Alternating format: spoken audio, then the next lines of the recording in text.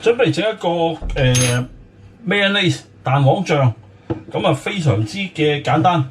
咁需要嘅嘢咧雞蛋啦，需要只係蛋黃，要蛋黃2隻。咁就 Dijon mustard， 你可以用第二啲嘅，即係冇乜所謂嘅。咁啊，中意落多啲啦，我中意嘅。咁啊，整張 mustard， 少少鹽，少少黑胡椒。可以用醋，但係我就中意檸檬嘅味道，檸檬嘅味道比較 fresh 啲，咁所以咧就會落啲檸檬汁。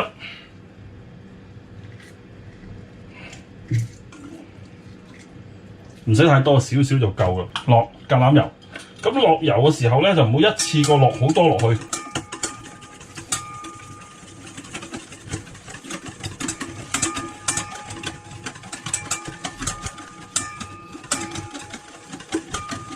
因為如果一次落太多落去咧，就油同油渣還渣就分開咗噶啦。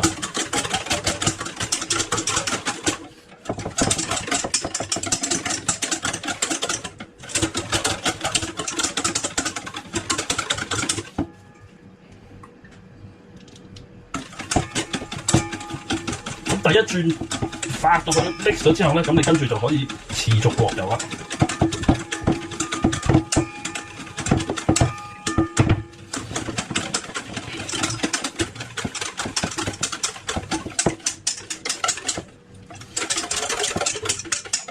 咁啊，可以試下味啦，相當唔錯。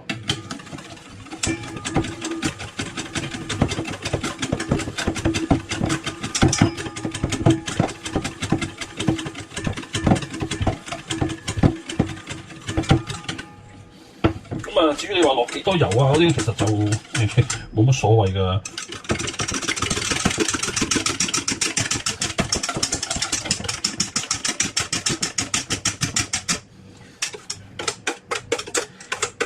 打到其實成為一個糊狀啊！咁落幾多油其實真係冇乜所謂嘅，你自己中意嘅啫。如果你覺得想話芥辣味濃啲，落啲芥辣味咯。你想檸檬味酸啲，咪落多少多檸檬汁咯。甚至檸檬之外再加醋都可以。咁呢個係隨你嘅。